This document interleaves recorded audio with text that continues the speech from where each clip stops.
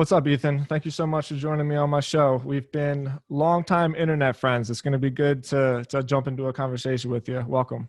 Yeah, thanks for having me, man. I'm glad to be here. Likewise. All right. I start my podcast with the same question every time. And in this case, I'm a little bit interested about what the answer is going to be. The background photo of your Twitter is just like a fucking gray box.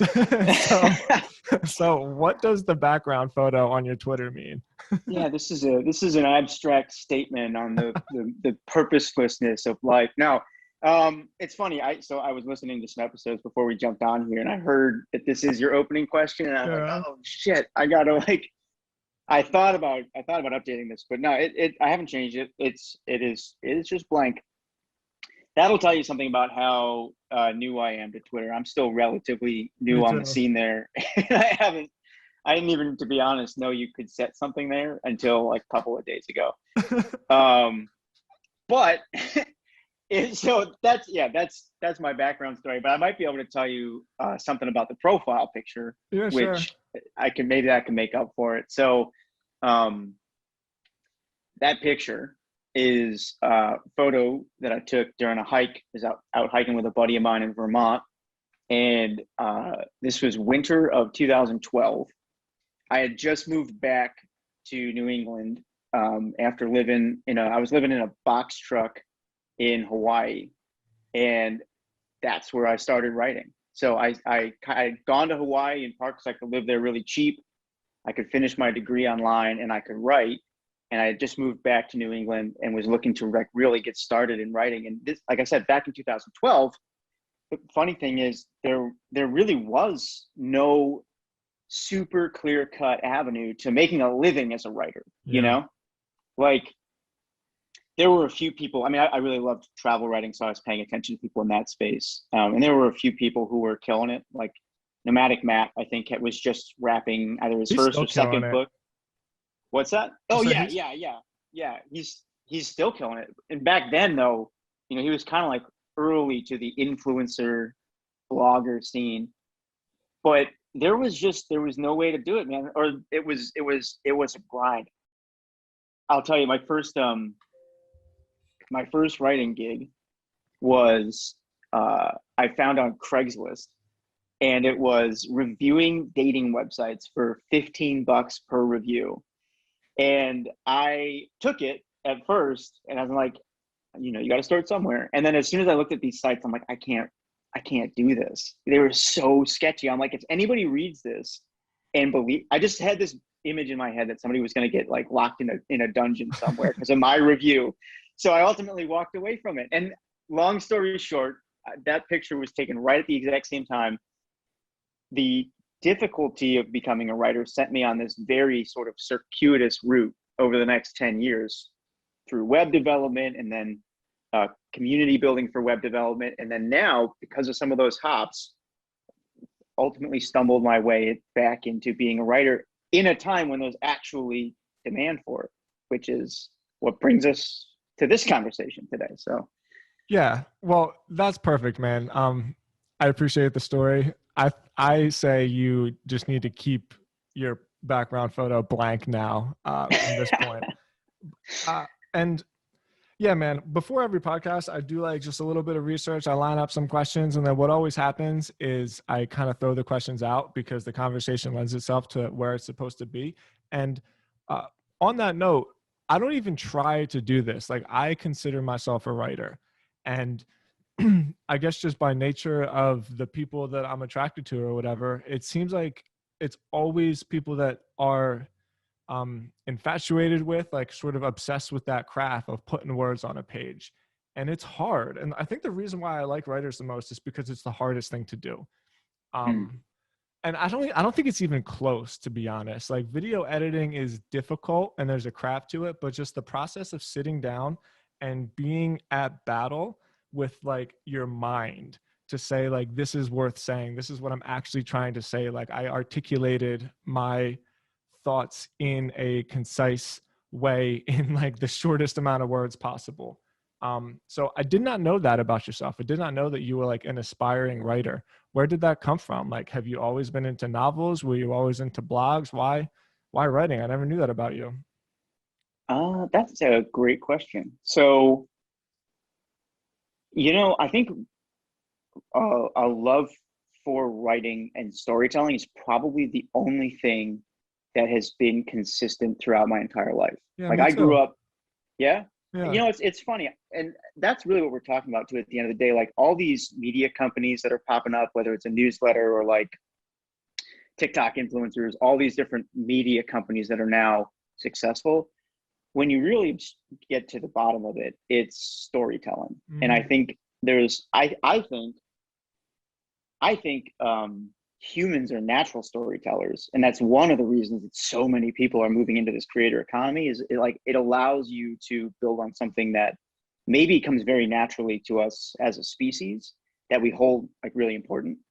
Um, so yeah, for me personally, I won't say it's something that I've always been good at, and obviously, like every writer I think is always getting better.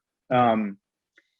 But it is something that I've always been interested in. And if I think back to what started that, for me, it was like adventure books, man. I love Robinson Crusoe growing up, which, by the way, I just learned recently is like one of the first English novels. Did What? you know that? Yeah, No. in the like in our current format.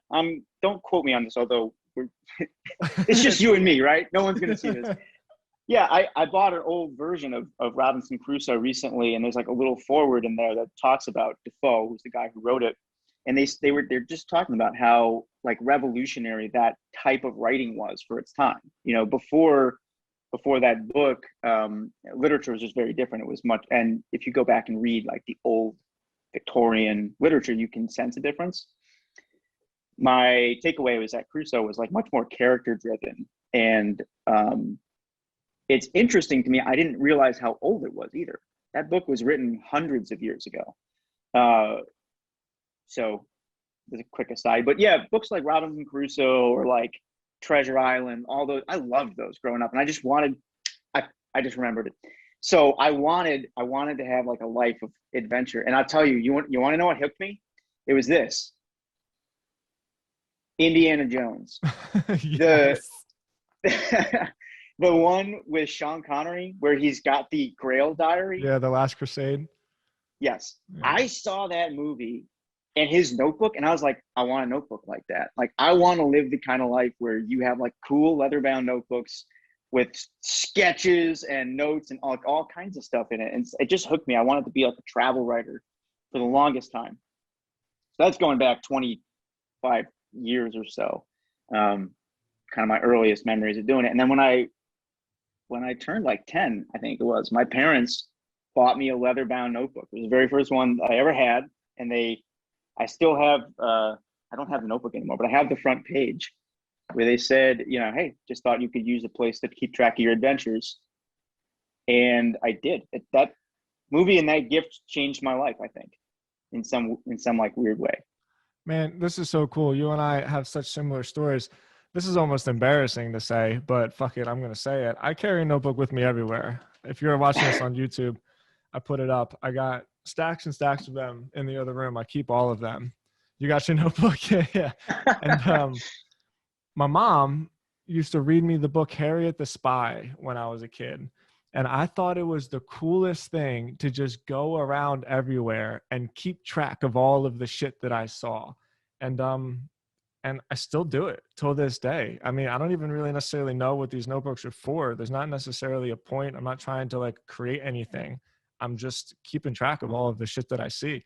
And I think somehow through just the process of, because writing is two things, I think. Well, this is kind of a like a generalized statement, but there's the difficult act of getting your mind on a page, as unpolished as it is. And that's like really hard, because even if nobody's watching, you can't lie to a notebook. You know what I mean? Like if you write something, by nature of it coming out of your mind onto a page, it's just the truth. And I think that process is difficult for people.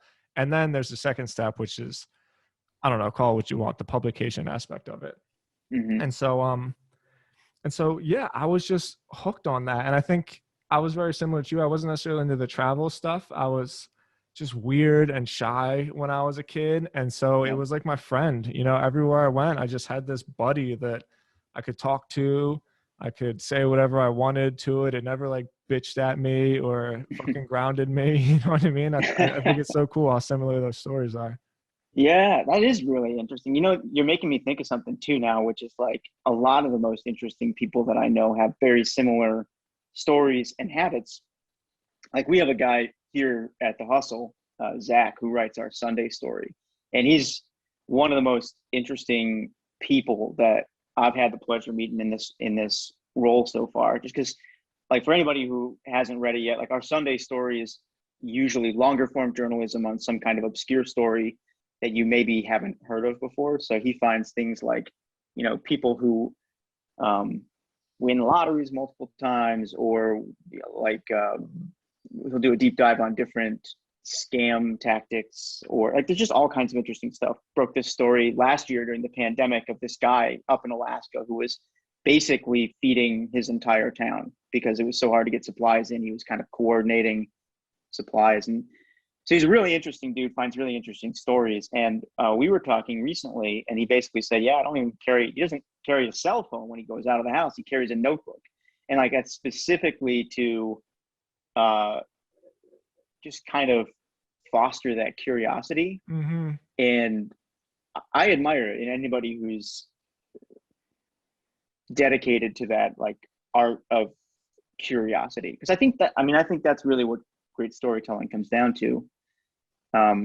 That, and then the difficult parts that you mentioned, which were like writing true and then turning true writing into true writing that sounds good. And that's a lifelong art. I don't even know how to. Yeah. I couldn't begin to give advice on either of those, but that's what everyone's shooting for, For sure. And you mentioned the hustle. I want to get a little bit more into like a deep dive of the art of newsletters. Um, Obviously, email addresses and newsletters is blown up the last 2 years, probably in large part because of the brand that you guys have created there. So we're going to go there next, but I got to touch on this idea before we do. You mentioned storytelling, and you mentioned how it's like part of being a human. And I've been really fascinated with this concept as well, because I would go one further. I think storytelling is almost like in our DNA, because because we observe the world in stories. Like if you hear the bushes rustling or whatever the word for it, like what do you think? You think, oh my God, is that a lion? Is there something out to get me? So like instantly there's characters, instantly there's a drama, there's a villain, there's a thing to be fearful of. I read this study. Actually, I didn't read it. It was a YouTube video. I'll have to find it. I'll link it in the show notes. It'll be difficult to explain. So if you're listening to this, use your imagination, but there's just a square and there's three shapes. There's two triangles and another square inside the bigger square. Suddenly a little door opens in the square, and then the two triangles and the smaller square are kind of dancing around it, right? And the person who did the story asked people what was happening. And they're like, oh, it's obvious. There's a big bully who's trying to pick on a girl, and the little square is trying to stick up for her. And then the psychologist was like, no, it's just shapes on a page. But like, as human beings, we can't help but observe the world in stories. So I guess just speak on that for a little bit. I'm interested to hear your take. Yeah, well, that sounds fascinating, and it's funny. Even as you were saying it, like as soon as you mentioned there were two different types of shapes in there, my mind went to something similar, which is like I'm not sure if I was visualizing it properly, but sort of like an odd man out scenario Yeah. where it was two of one kind and one of another, which is so interesting. I've never heard it put that way, but you're right. I think our brains are uniquely wired for story, and personally, I think yeah, my personal opinion is that storytelling is quite a bit wider than most people would admit or classify. So, like, obviously, writing is storytelling, and Mm-hmm. videography is storytelling, and photography is storytelling. But I think things like music are even a form of storytelling. In fact, I Mm-hmm. mean, I see another thing we have in common is that we both have whiteboards in our office. I'm a big whiteboard fan, and I used to have sort of these few principles on that whiteboard which were like the few things that I really want to focus on for my career. Because, you know, being in tech, there's a lot you can pay attention to. Being a writer, it's like you can pretty much do whatever you want. So the hardest thing is really figuring out what to say yes to and what to say no to. Yeah. And one of the key things that like I really want to focus on is like, you know, things like health, growing wealth, personal relationships, but then storytelling is right up there with them. And I use storytelling in its broadest sense, which is like, okay, well, if I'm going to learn piano as an example right now, how does that tie in with one of these? And I think it's a form of storytelling. You know, you hear music and it evokes some kind of emotion, and that's on purpose. People who are able to do that are doing it on purpose. So I love what you said, that it's core to our DNA and perhaps even what makes us unique. You know, I don't think our intelligence is what makes us unique. In fact, I think you could debate whether or not we're very intelligent at all, but our ability to tell stories is certainly seems to be inherent in us. So Yeah, I agree, man. That's the thing for sure. All right, cool. Let's dive into a little bit of technical stuff. sure. Again, I was doing some research, but man, you put this thing together for me by publishing the newsletter engine. For anybody who's interested, go to Ethan's Twitter. Again, I'll link it on the show notes of the podcast at timstotts.com. I put this on my newsletter this morning. Oh, Man, thanks, man. like it is great for real. And I'm not just saying that because you're on my podcast and I'm trying to like fucking fluff you up or anything. It like broke it down into stages. Okay, so let me just explain this a little bit, and then hopefully, if you're willing, we can go through it in some detail. There are 3 levels to the newsletter engine, starting from the foundation and building upward. The levels are product, what you make, monetization, how it makes money, growth, and how you get new readers. So my question is, which one of those levels do you start at? If you're trying to create a newsletter, where it's almost like you need all 3 of them. Like, what's the point of having a newsletter if you're not growing it and nobody's reading it, right? What's the point in spending hours and hours on this content if you're not getting anything out of it? And in this case, we have monetization, but there could be other forms of monetization. Let's just call it, you know, reward or currency or whatever. And then what it is that you're creating. So you got product, monetization, and growth. If I'm somebody who's looking to get started, like, where the fuck do I even start? Great question. Actually, that's one nobody's asked yet, but it's a great question. And the short answer is product, specifically the content. So product, the product category is basically what goes into the newsletter itself, what makes you unique as a newsletter. And this is things like there's 3 categories: content, technology, so the technology that runs your product, and then community. All 3 of those things are foundational to how your business works as a newsletter, or how your newsletter works, even if it's not monetized. And this is crucial. You can never monetize or grow your way out of a product problem. If you have a newsletter that's just not very good, you can throw a lot of money at paid growth and you can use the most creative business models to monetize. It's probably not going to work for long. Yeah. And this is something every person that I interviewed doubled down on this too. So I spoke with like Tyler Denk, who was employee number 2 at the Morning Brew, and helped build their growth programs from scratch. And he said the exact same thing. You know, he says, you know, everybody wants to know growth. Everybody wants to know how to make money. The reality is you have to write a kick-ass newsletter first. Everything else hinges on that. So the short answer is product. If you're picking one place to start, focus on product.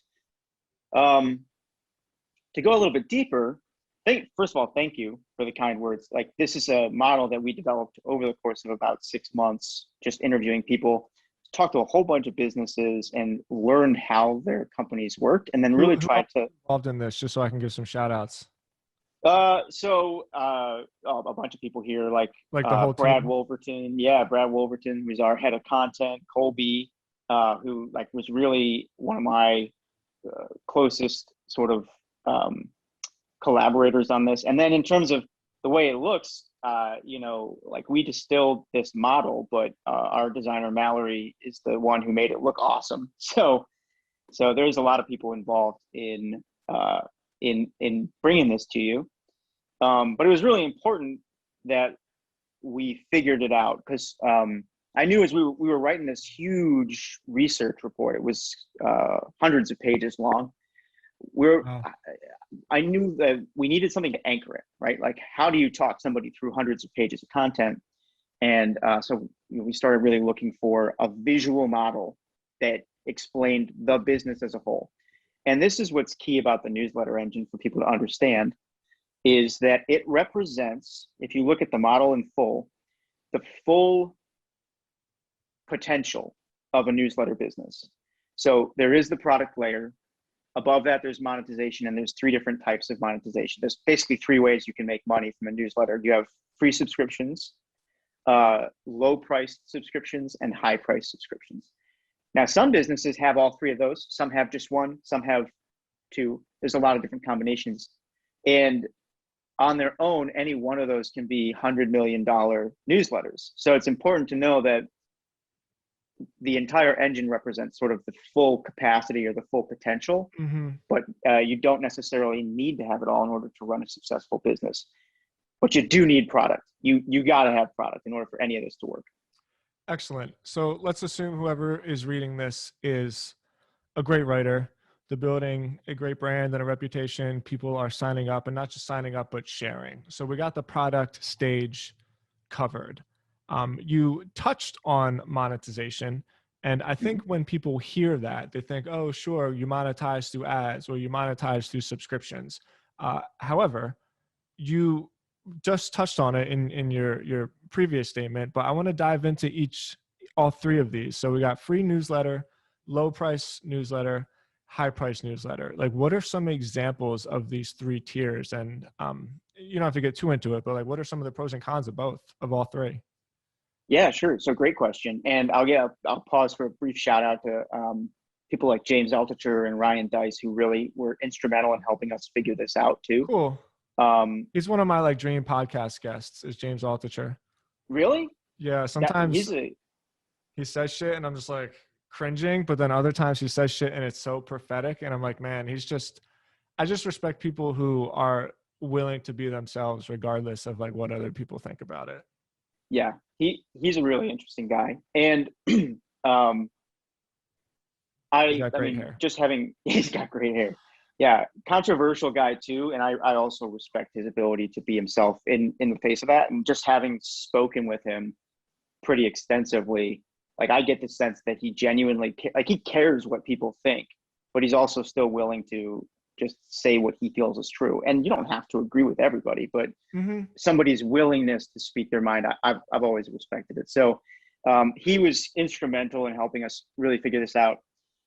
I'll run through it from beginning to end. So as I mentioned, there's 3 ways you can make money from a newsletter. You have free subscriptions, which are monetized via ads and affiliate deals, kind of 2 sides of the same coin. Then you have low price subscriptions and high price subscriptions. Low price subscriptions are often called front end products, and high priced are called back end products. And so the way that the model works is you have your free newsletter, which has the biggest audience because there's the lowest barrier to entry. And then your free newsletter becomes distribution for your paid newsletter. You use it to market the front end product, and then the front end markets the back end product. So they work together to kind of draw people deeper and deeper into your ecosystem. And as that happens, you are doing a couple of things. If you choose to build all 3, which again is a choice, but if you choose to build all 3, you have diversified your revenue, which can protect you from different changes in the market. And you've grown the lifetime value of the customers, the readers who have continued on to the paid subscriptions. Sure. And so examples of this, I'll give you a few. So if you look at the Morning Brew, last time I checked, and they're launching newsletters left and right, so this might have even changed by now, but the last time I checked, they were running 7 free newsletters and doing about $30 million. I think they were on track for 30 million this year. So that's one example. You don't need all of them. I do know that they're considering some paid content options for probably the reasons we're going to talk about, which is diversifying revenue and growing CLTV. But very successful company, all free newsletters. Then you have somebody like The Hustle, right? We have a free newsletter and we have one paid newsletter, which is Trends. Now, Trends, the way it's priced, would typically land at actually somewhere between front and back end. But really, for anybody who knows this, it's a front end product. It's pretty general and it's not super expensive.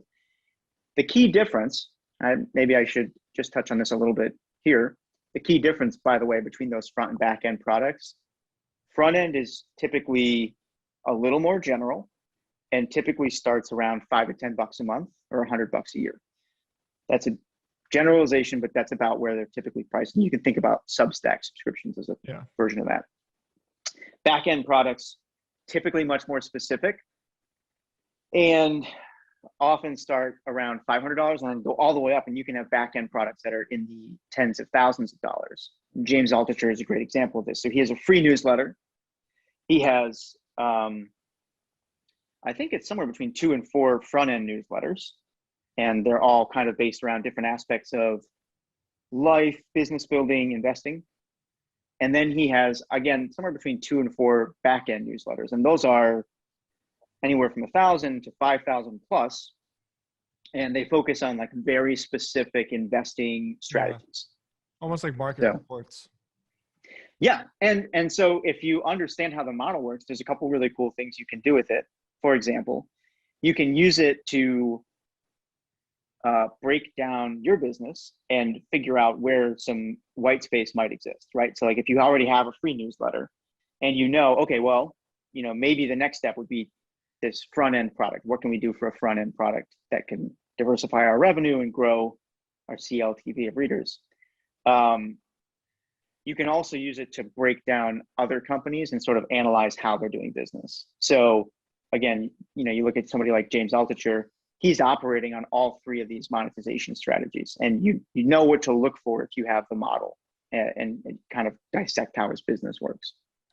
This is so fascinating to me because I like looking at things through workflows, let's call them, where you could look at anything and just be like, okay, that's a business, there's your distribution, there's your product. But when you actually break it down, the nuances clearly separate the different frameworks, right? And I think about my own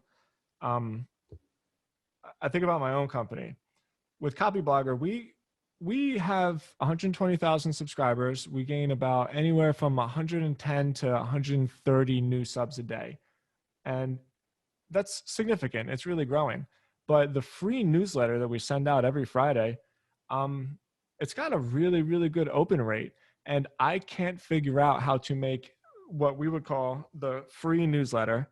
I cannot figure out how to make that thing monetize.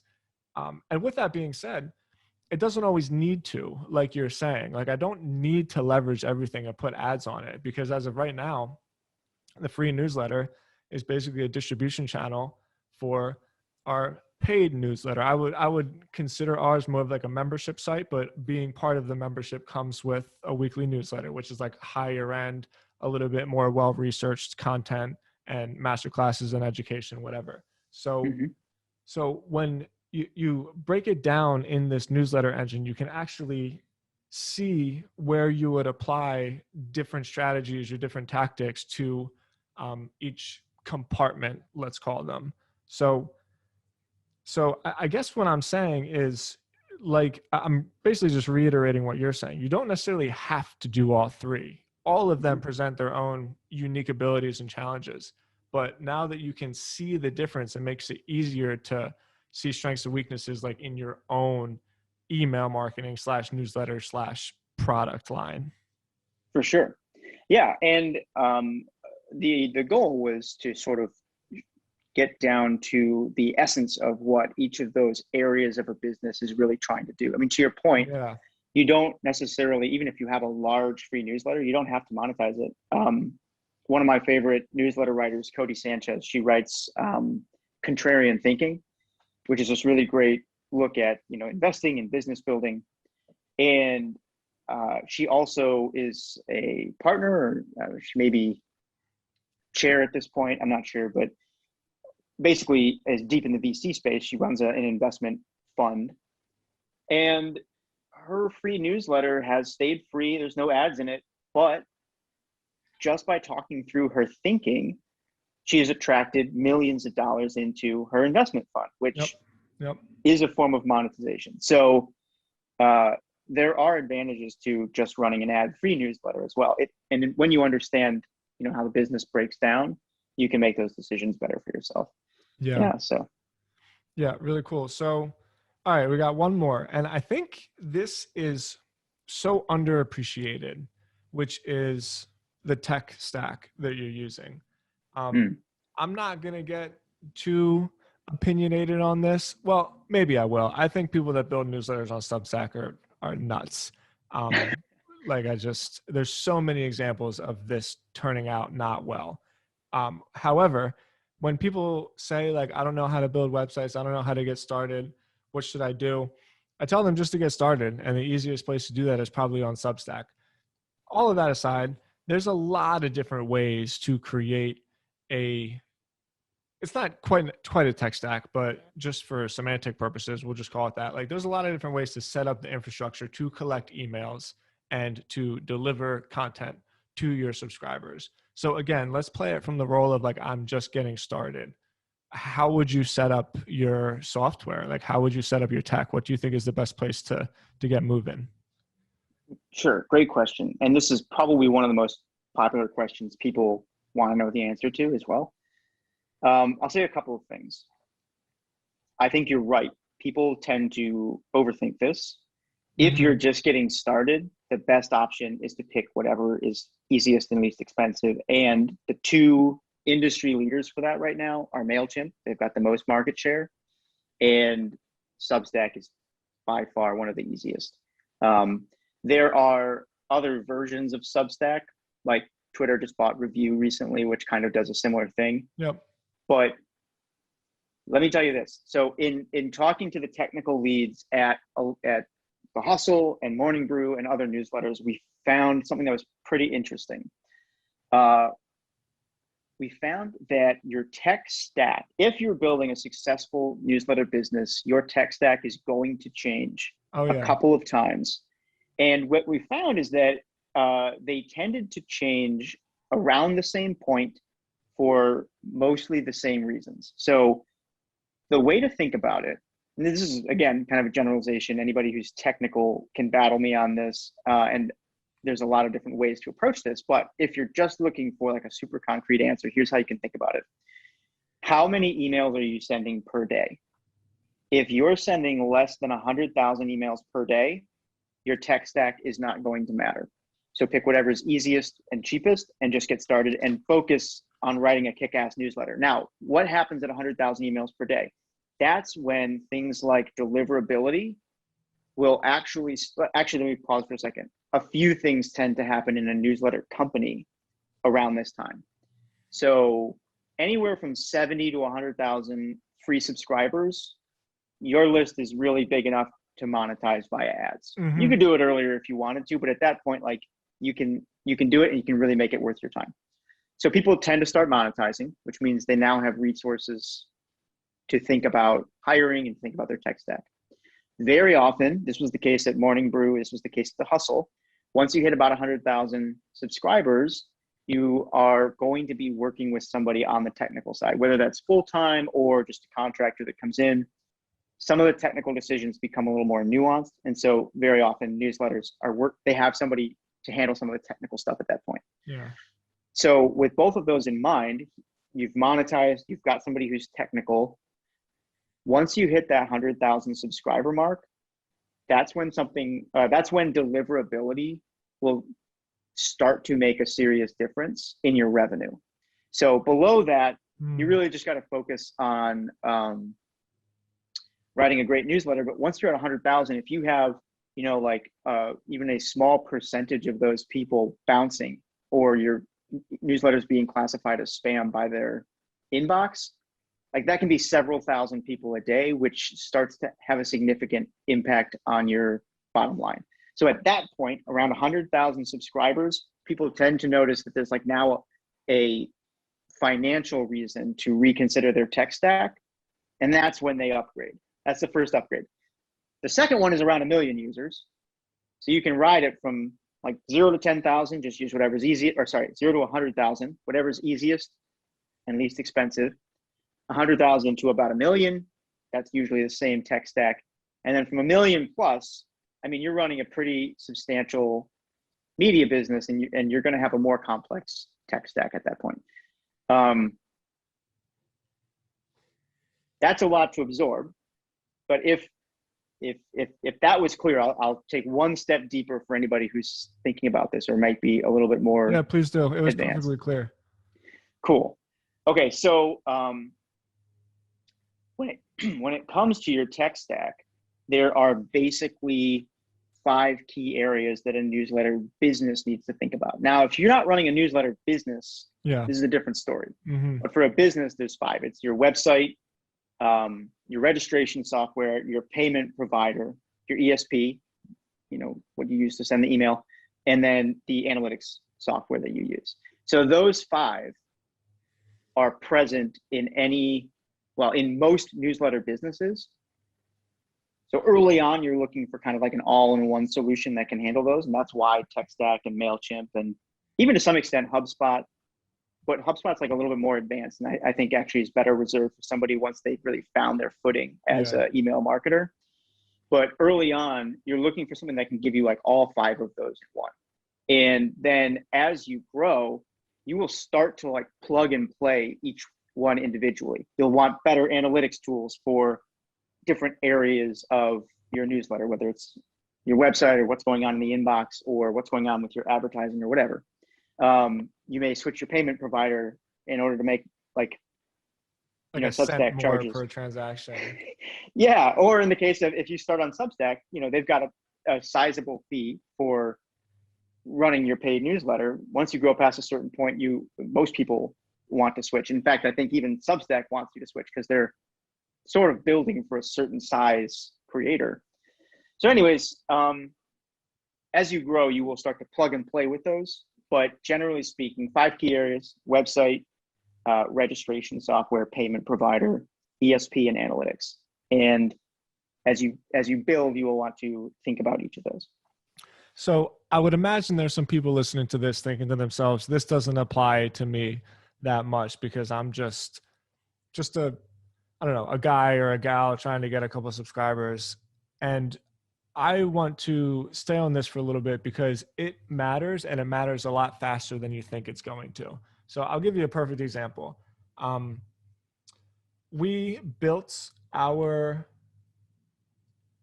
second tier, our back-end product, on MemberPress, which is probably, in my opinion, one of the best ways to do it, just because I'm a fan of how WordPress builds just about everything like that.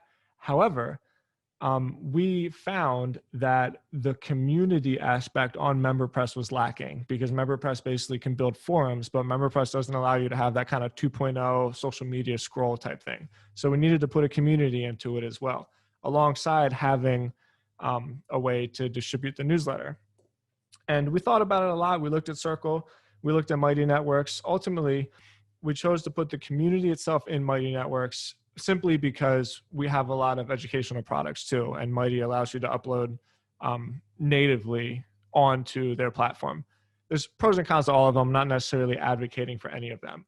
However, and this is where it gets crazy, this is the shit that you don't think of until all of a sudden it's here and you think, wow, this is a really big problem. Mighty doesn't have the ability to create and customize landing pages. And they have a landing page that's built natively into it and it looks good. However, when you get really sophisticated, you can't put deadline funnels on it.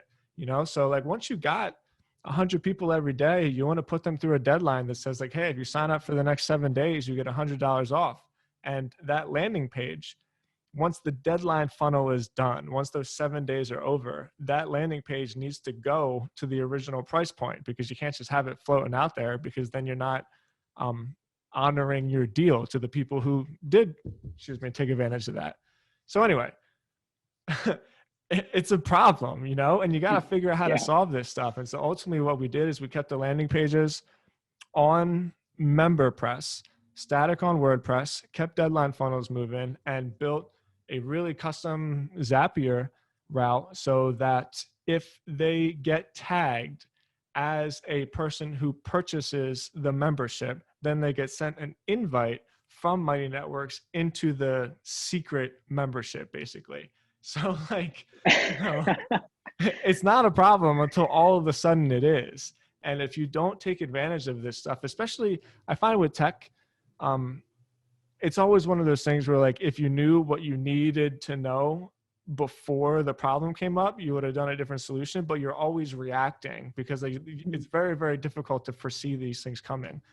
So like, that's just one example, right? And we could talk about 100 different ways on how these little nuances come together, but it's really, really important. And I hope that people appreciate what you put together in the newsletter engine with some of the tech stuff, because the best way to say it is you don't realize it's a problem until it's a problem, and then it's like a big problem. That'd be like a great chapter subheading for that, because I feel like that's my entire career in tech summed up in one sentence. Yeah, man. But yeah, Go I was ahead. just gonna say you're totally right about that. And like some of these things are easier to switch out than others too. Like it's easier to test a new analytics platform than it is to test a new website platform. Mm-hmm. And it's easier to test a new website sometimes than it is to test a new ESP. And so the reason I encourage people to hold off on a lot of these decisions until their business is quite a bit Agreed. larger is because yeah, you just need resources to be able to dedicate to this. And if you're not bringing in money, keep it simple. You know, Yeah, just use whatever's easiest. I totally agree. All right. Um, you've given me so much of your time, man. Thank you so much. We'll finish up on uh, one more concept, which I think you're going to have a really specific point of view on. Everybody wants to have a newsletter now. It seems almost there's just always new trends where people say this is where you have to be. And with the technology, some things like Substack, it's easier than ever to create a newsletter. And I wonder, is this just I've always advocated newsletters for the same reason that you have, right? It's the only medium in which you have a direct relationship with your audience. And the price, the revenue per email subscriber with email is, I don't even know, probably 10 times more than like any other platform. The cost per impression through an email newsletter is usually like $45, right? If you're putting Google AdSense on a website, it's like a cent. So like emails are important and you can make a ton of money from them. Do you think that the demand for newsletters is going to shrink over the next 5 years simply because everybody is trying to grab their piece of the pie? That's a great question.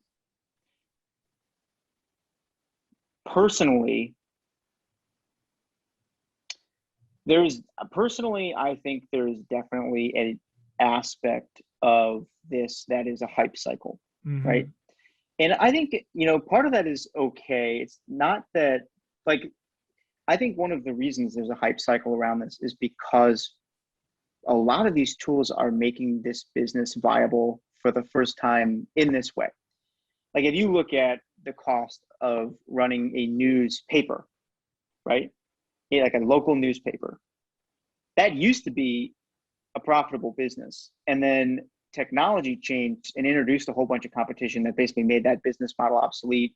And now all of a sudden, like new upstarts have the opportunity to build just as big of a company with far fewer resources. I think the same thing will probably happen to newsletters at some point. Like we're all sort of competing for the same attention, and more people are going to come into the space. So there's an aspect of this that is hyped. But I will say this, as with all forms of media, the people who are really good at it, the Yeah. ones who really care, I don't think there's any expiration date on building one. Like I think the hype will die down, but I don't think the opportunity will disappear for somebody who does it right. And Sam's got some interesting opinions on this. He said recently, like, everyone's in newsletters right now. You should go start a blog, right? Like nobody's blogging anymore. Everyone's doing newsletters. And he's right. In some ways, the key to standing out in media is doing what nobody else is doing. And that's why newsletters are so popular right now. But I think my opinion is that both of those things can be true at the same time. A blog can be like the next major opportunity. It doesn't mean that newsletters will immediately fail. Bad newsletters will fail. But our goal with this was really to be able to lay out the business model in a way that teaches people how to build something sustainable and like understand what they're doing. And by the way, the last thing I'll say on this, it's kind of funny when you talk to people in the industry who've been doing this for a long time, they're a little incredulous of the newsletter buzz because they're like, look, this is just a media business. It's the same as it's always been. Like you're just in media, It's a new delivery mechanism, sure. But that concept of like free products monetized via ads, low cost subscription, high cost subscription, it's age old and it will always work. So whether it's a blog or, like Twitter with their new paid tweets or whatever, the medium will change, but the business model, I think, is going to outlast the hype. I totally agree.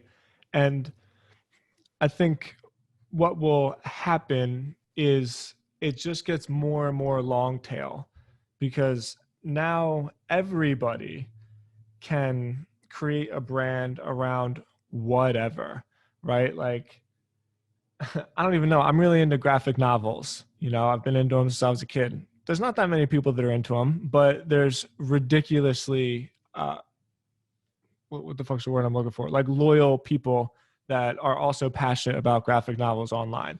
You can create a huge subscription newsletter business through just graphic novels. I mean, I don't know, whatever, name it, like carpentry or like art or who knows, any as subbed down a niche as you can get. So what I'm saying is I think content will continuously get subbed and subbed and subbed and subbed to the point where there can be well-established brands for anything. It's just going to be so long tail, and there's going to be the top of the arc, right? The 20%ers that have 80% of the business, that, the Hustles, the Bloombergs, right?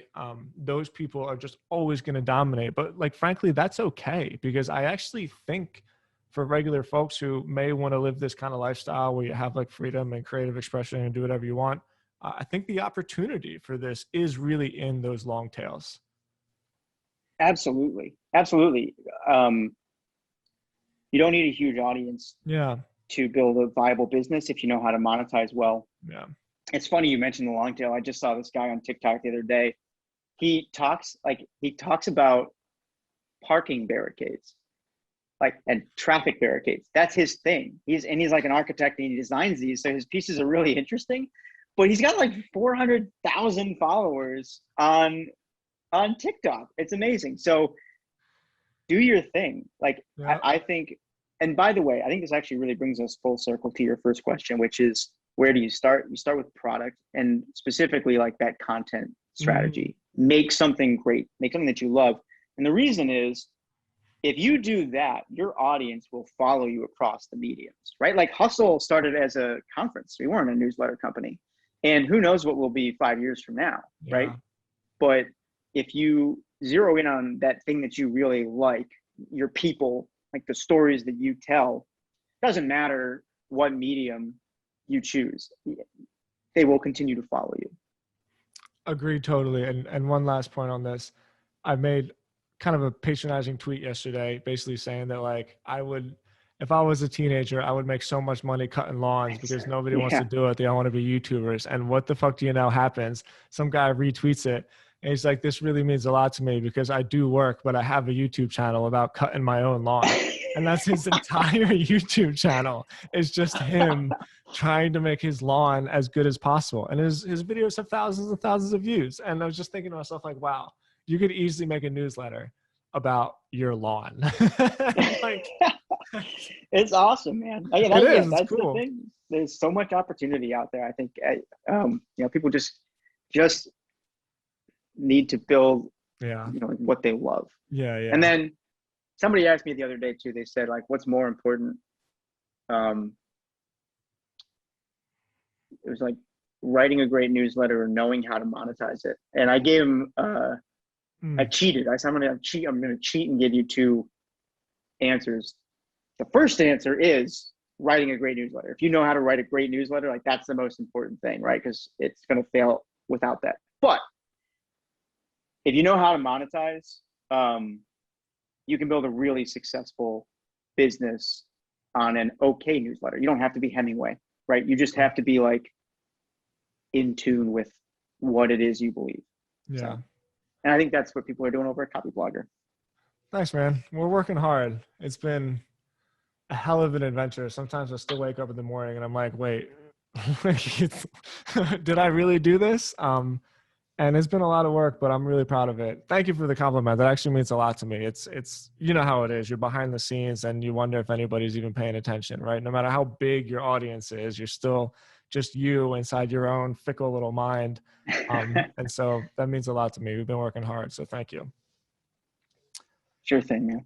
All right. So Ethan, thank you so much for your time. We went overboard, but I was just enjoying this conversation so much. We're just rolling with it. So we got thehustle.co. We got trends.co. You can follow you on Twitter at, what is it? Damn Ethan, damn underscore Ethan. Yep. Yeah, that's the one. Damn. Look for the gray background.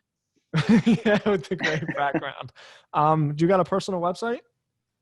I don't right now. Actually, do I? Nah, I think Do I? best place to find me is either on Twitter, or if you're interested in some of this stuff, like the monetization, we are going to be releasing a lot more of it via Trends. So anybody who's in that community is getting it all. So come check us out. Cool. Well, thank you so much for your time, Ethan. Next time, well, not next time. We will be in Austin shortly, my wife and I. So we'll meet up and get some coffee. I'm looking forward to it. All right. It's a plan, man. All right, brother.